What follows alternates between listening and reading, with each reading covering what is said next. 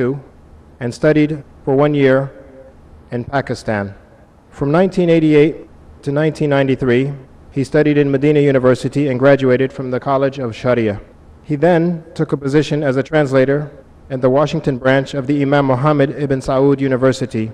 He lived and worked for 8 years as a da'i in the United Arab Emirates before moving to Malaysia, where he currently resides and is working on his master's degree in Usul al-Fiqh at the International Islamic University of Malaysia.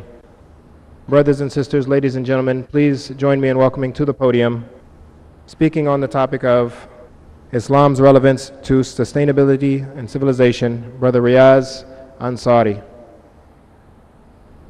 Assalamu alaikum wa rahmatullahi wa barakatuh. Bismillah ar-Rahman ar-Rahim. Alhamdulillah. Wassalatu wassalamu ala Rasulillah. When I was in college, before accepting Islam, this was in 1973 that I started college. And one of the things, the topics, the themes that captured our attention at that time was a book called The Limits to Growth. It was published by the Club of Rome, and it really put forward this idea that things can't keep going the way they are. The way that the world economic system is organized is going to be butting up against realities of limited resources. And this, it became part of my thinking. And when I was in college, I began looking around. I had grown up at a time when America was in the Vietnam War. And so I was very deeply affected by that war. And I saw that the American way of life was really founded on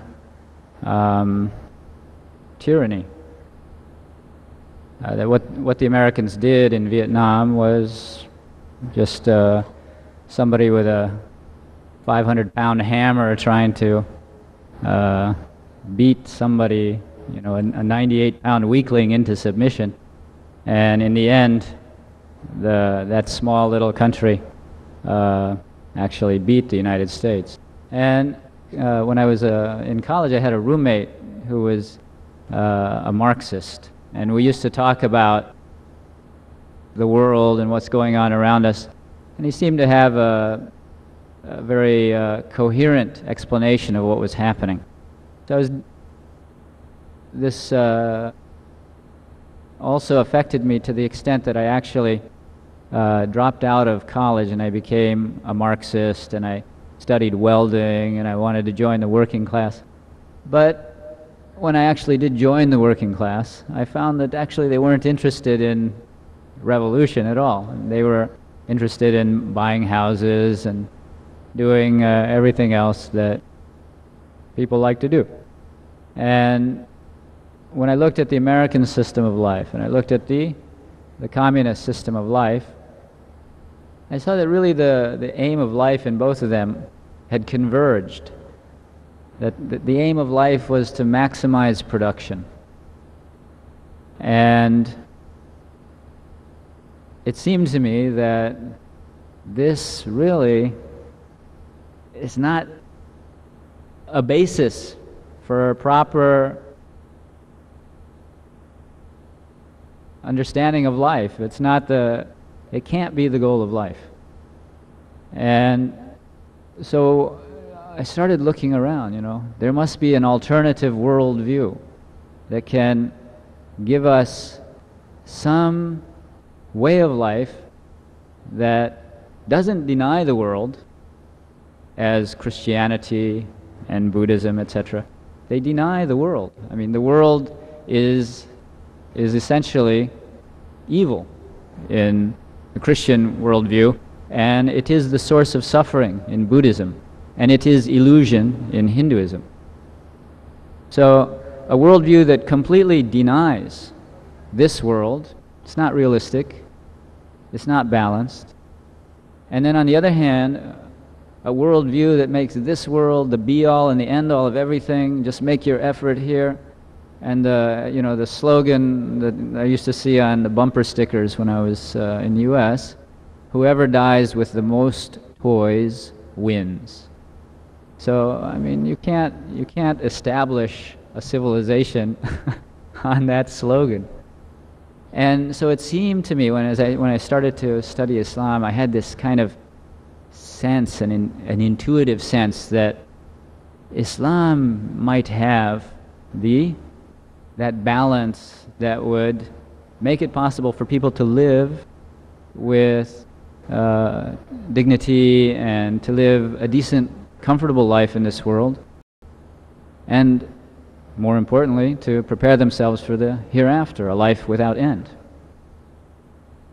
So that was one of the hunches that sort of drew me toward Islam. And almost 30 years have passed since I accepted Islam, and from time to time we have to stop and take account of ourselves, take account of what we thought panned out. And so that was the reason that I chose this topic, because it was very important to me as a young person, and it was one of the reasons that led me to Islam. So what is Islam's relevance to the sustainability of civilization? Because this really, if we leave aside issues of the hereafter, with regard to humanity and our existence on this planet, I mean, this is the single most pressing and crucial issue facing every human being. We're all in this together, and we're all like passengers on a runaway train. The train has been, it's like the driver is, where is the driver? The driver went away somewhere and left the throttle on 100%. So the train is gathering speed, and we're all just passengers on the train. So there's a need to pull back the throttle and put on the brakes. So what does Islam have to say about that? And more importantly, there are teachings, and then there's the implementation of them. What do we have as Muslims to offer to this issue? Do we have institutions? Do we have worldview? Do we have people thinking? Do we have people contributing to this issue or not? So going back to this book, The Limits of Growth, and there was another very influential book also around the same time called The Population Bomb by Paul Ehrlich.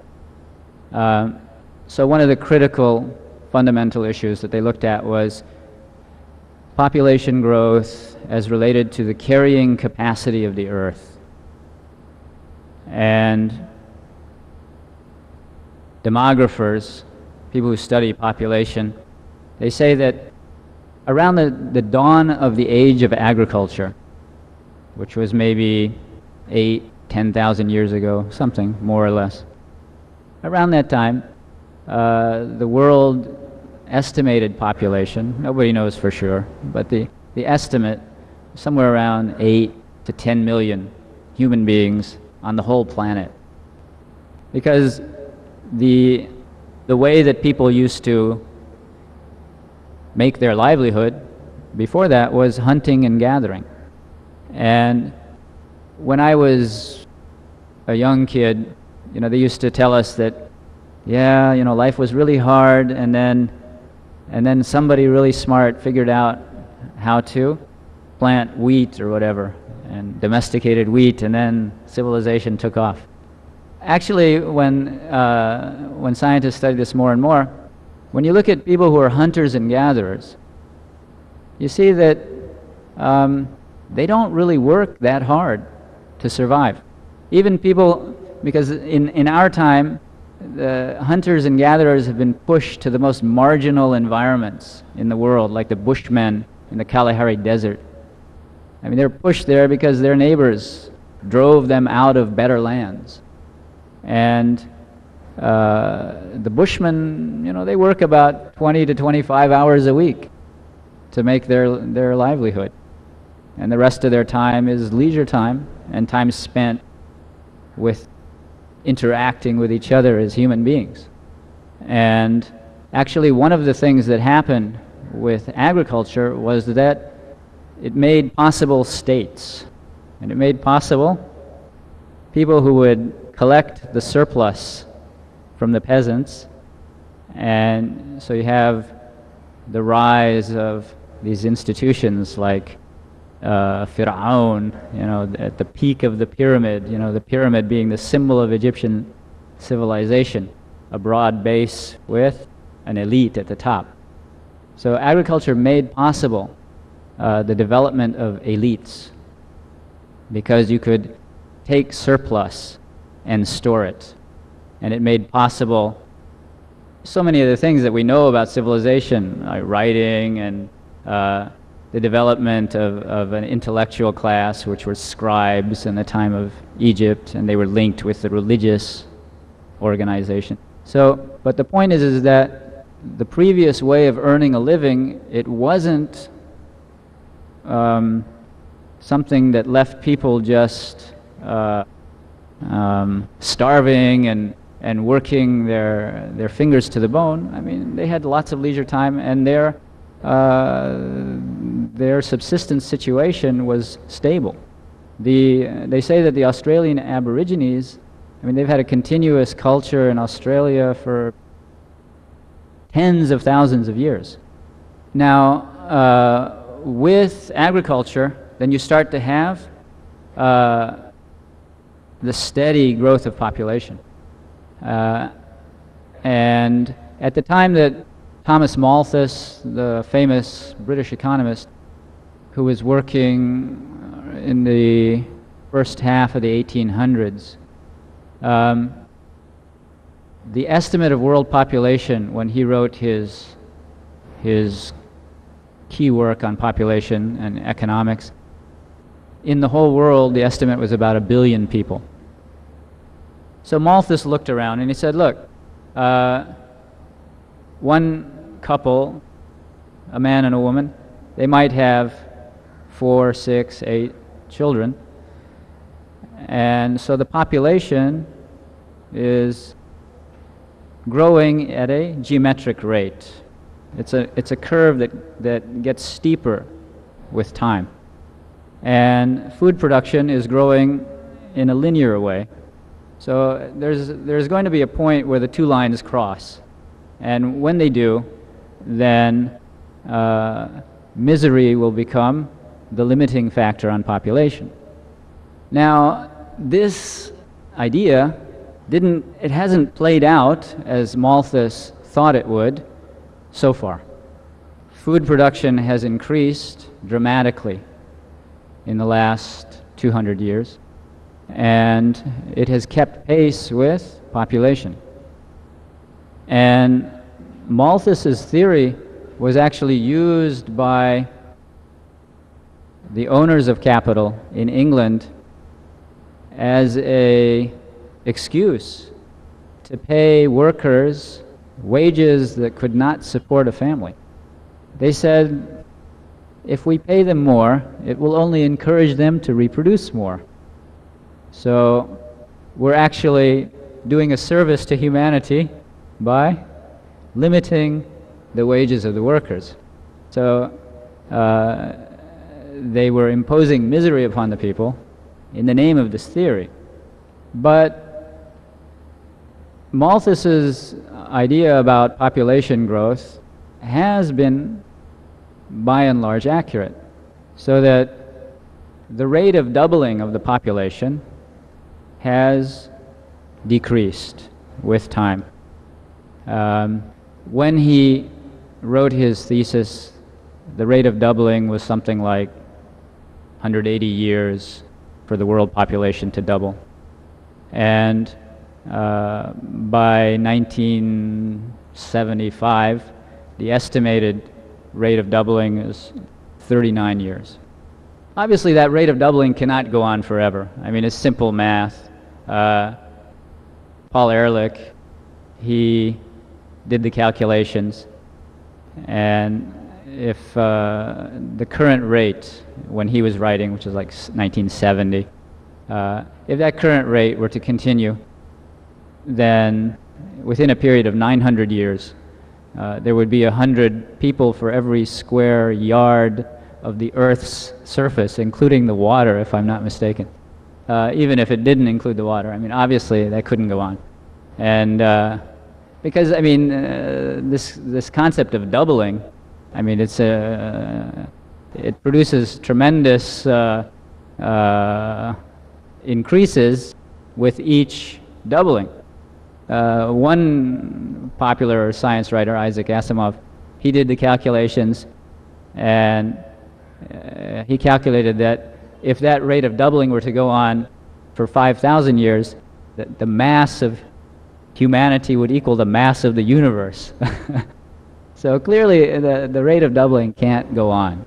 The responses to that have been, on a governmental level, you have the policy of a country like China, which imposes population control on everybody. And they have like a one-child policy. And I think at one time, if I'm not mistaken, India also had like forced family planning, forced sterilization. And of course, this is extremely abhorrent to the concept of human dignity and freedom. And it's something that we as Muslims, I mean, we would reject it. The whole idea of contraception has been a controversial issue. I mean, there are scholars like Maududi who considered it to be completely prohibited. The hadiths on the issue, they go back to the issue of al-azl, withdrawal before ejaculation, which was practiced by the Sahaba. And there's many hadiths on the issue, and the bottom line is that the Prophet ﷺ didn't encourage it and he didn't prohibit it. He expressed some disapproval of it, but not to the level of prohibition. And it's considered, the dominant position is that it is permissible to perform azl. And there are some scholars who say that if the intent is to avoid poverty, if it's it's fear of poverty, then that becomes prohibited for that, because Allah is al-Razzaq. If we look at developing nations, we find that without any imposition of government mandates, that population growth has basically stopped in the West. And so, based on that phenomenon, organizations like the UN and the World Bank and the IMF, they look around and say, the answer to this issue is development. If the whole world gets developed, then people will just naturally have smaller families, and the problem will be solved. There's a major caveat to that position, however, which is that one person living in the United States of America has 50 times the impact on the world's resources compared to a person living in a poor country like Chad or something like that. So even though the West has a stable population, their use of resources continues to grow. And it's estimated that United States of America, they used more resources since 1900 than all of humanity used before 1900. And America started running out of its own oil in the 70s. It started running out of its own forests. All of these raw materials America was running out of, they turned to other countries to supply them. And the example of England, I mean, actually, Malthus's projection for England did come true. England is unable to produce enough food to supply its population, so it imports food. Japan, the same thing. Japan cannot feed its population. Half of its grain is imported. So we do have a situation where we're bumping up against the limits of our environment. And one of the facts of life in our time, the United Nations, their statistical gathering, they say that about 25,000 people a day die of starvation in the world. Now that's not because the world doesn't have, that there isn't enough food to go around. It's an issue of access. And the way that the world economic system is set up creates this situation.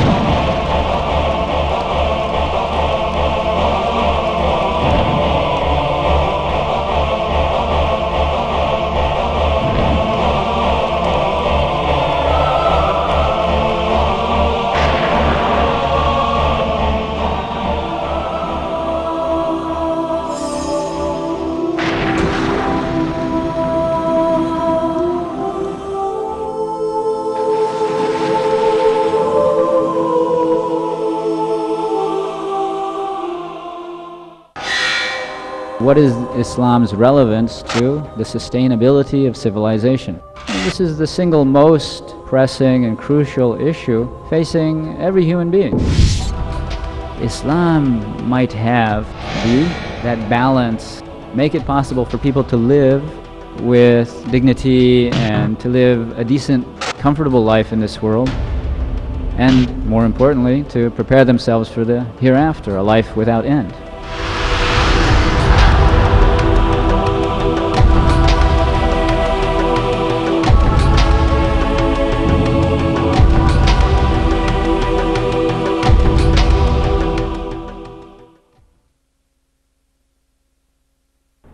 The example of England, I mean, actually, Malthus's projection for England did come true. England is unable to produce enough food to supply its population, so it imports food. Japan, the same thing. Japan cannot feed its population. Half of its grain is imported. So we do have a situation where we're bumping up against the limits of our environment. And one of the facts of life in our time, the United Nations, their statistical gathering, they say that about 25,000 people a day die of starvation in the world. Now that's not because the world doesn't have, that there isn't enough food to go around. It's an issue of access. And the way that the world economic system is set up creates this situation. An example that can be, it's true for many other places as well. In Brazil, northern Brazil, land has steadily become concentrated into the hands of a very few. So you have an elite that own plantations, like the smallest plantations are like 5,000 acres, anywhere up to 50,000 acres for a plantation, owned by one family. And they turn that land over to producing sugar for export. And during the course of this concentration of ownership, the people who used to live in that area, and they would live by farming, and they would eat the food that they produced, those people lost their land. And so the alternative that was left open to them is going to work on the sugar plantations, cutting sugarcane. Not everybody who is displaced can get those jobs, and those who do, at the time that this study was performed, they were making about $10 a week. And because they don't have access to their own land to produce food, they have to buy food. And because that whole area was being devoted to producing sugar, then the staples of life like rice and beans were being brought in from somewhere else. And it costs $40 a week to feed a family with 4 children. So they're making $10 a week, and their expenses just for food are 4 times what they're making. So this is a structural situation that is creating malnutrition and starvation in country after country in the world. Now, when we look at how has this miracle of food production been achieved, they called the Green Revolution in the 1950s, a tremendous increase in the productivity of food per acre of land being cultivated. And scholars who looked at history of civilization, history of technology, they would talk about, how miraculous it is that in previous times you needed 80 people farming the land to support a population of 100. And now, just 2 people working on farms can support a population of 100. So isn't that wonderful? Progress and technology. Technology is the answer. When you actually look at energy input and energy output, the most efficient system for supporting a population, a dense population, was wetland rice farming in China before the introduction of petrochemical subsidies for agriculture. They would have a human input. The energy input would be 1 calorie and the output would be 50 calories. The system of producing food in the world today, where 2 people can feed 100, there's an energy subsidy there. Petrochemicals, oil for the tractors, the energy required to convert methane gas into urea fertilizer.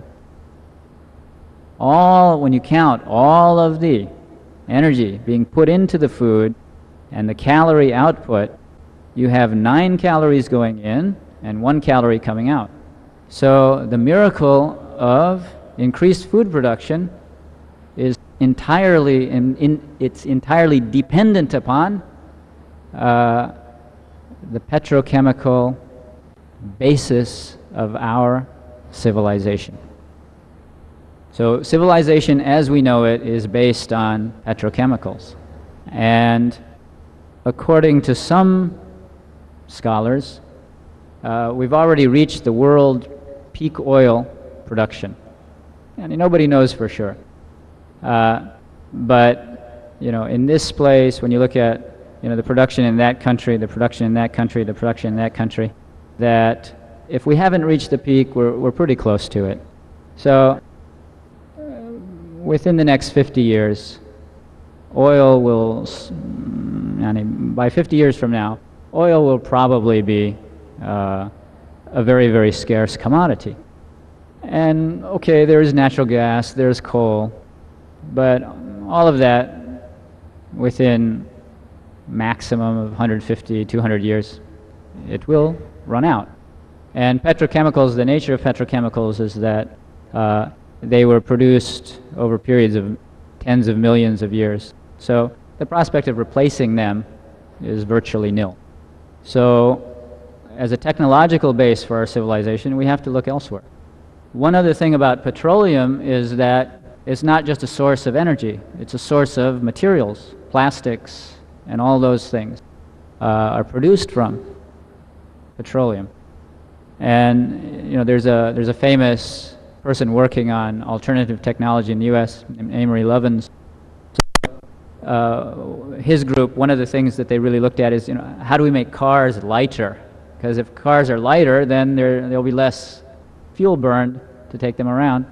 So they produced these very high-tech types of plastic that you can use in place of steel for the bodies of these cars.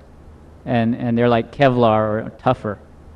But the issue comes up, which is, you know, what are you making that light material out of? I mean, I'm pretty sure it's out of petroleum products. So, you know, you have a competition for petroleum as a fuel source and as a product for the things that we use in our daily lives. The same issue just keeps coming up with other resources like copper. I mean, a really good source of copper, you can get 1 ton of usable copper out of 3 tons of ore.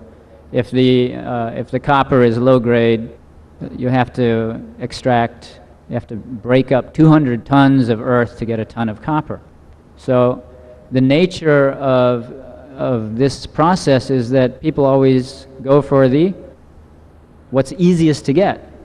And as time goes by, you get diminishing returns. So the amount of energy that we're getting out of each dollar invested in this time, it's decreasing compared to the amount of energy that was being produced in the 1960s.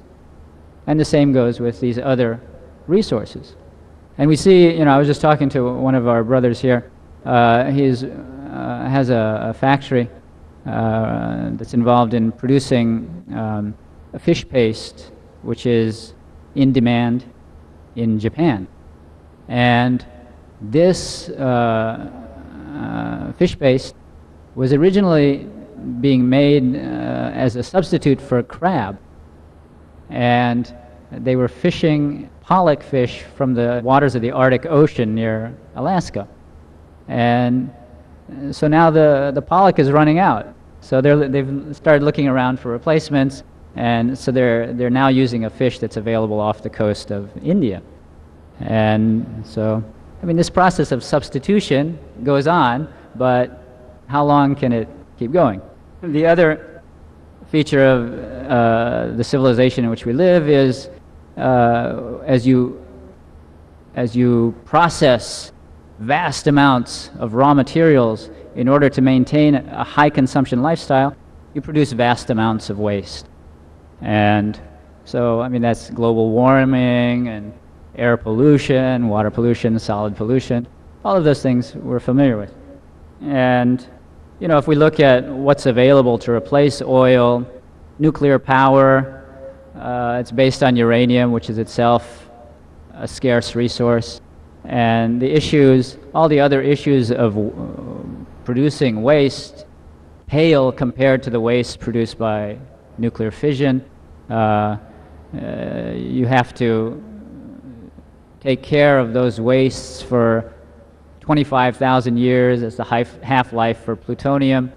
The waste that they were storing in the facilities in Hanford, Washington, in these oil drums, it all leaked into the Columbia River. You know, it's a major, major problem. They haven't solved it, but yet they're going ahead with trying to replace oil with nuclear energy.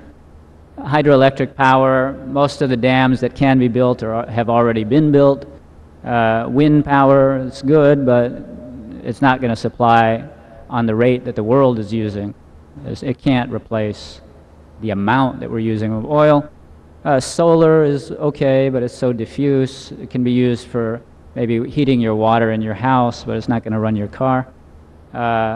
Geothermal, it's only available in places like Iceland. Hydrogen, fuel, it takes energy to produce hydrogen. So, you know, it's not a solution. Biodiesel, if you're going to grow oil palm plantations to produce biodiesel, that means you can't grow food on that land. And, you know, so these are really, really major issues. the technological issues are very, very much on one side. I mean, the key issue is economic and social and political organization. The world we live in is dominated by corporations. And when we look, the company that started it all was the British East India Company. I mean, this is a corporation that conquered a country, conquered a huge piece of the world's land. And then, the government eventually, the British government, eventually stepped in to run it for them when they saw they couldn't do it. But everywhere, the world is being run by these corporations. And the philosophy of these corporations is to maximize production and maximize consumption. And you have to do everything possible to increase the rate of growth. Just can't go on. And one of the features of this economic system, it's a winner-take-all economy. If you look at somebody like a person who wins the 100-meter dash in the Olympics, there's 1/100th of a second that separates that person from number 2. But that 1/100th of a second means that they win the gold medal. And when they win the gold medal, then you get corporate sponsors that want that person to be on a cereal box. So the one who is 1/100th of a second slower gets nothing for all the training, etc. He's forgotten and he goes home, and that's it. The one who is 1/100th of a second faster may earn tens of millions of dollars through corporate sponsorship. And another metaphor for this system is the lottery. You have all these people buying these lottery tickets, and one person will win. And it becomes like a safety valve for the frustrations of the poor. You put this person on the TV. This is a person, this system works. You can be rich too. And 10,000 people buy the tickets and one person wins. So in previous cultures, the ruling elites needed the peasants. If the peasants were completely malnourished and etc., then the system collapses because they're producing the food that the elite needs. But when 2 people can produce the food for 100, and another 5 or 10 can produce the cars and the whatever, so the people who don't have jobs in that system, they obviously can't really consume the products of that system, and the system can work very well without them. So if 25,000 people a day die, it's no skin off the noses of that ruling elite. They don't care. This is the world that we're living in. And is there an Islamic economic alternative? I ask you the question. Islamic economics, as we see it today,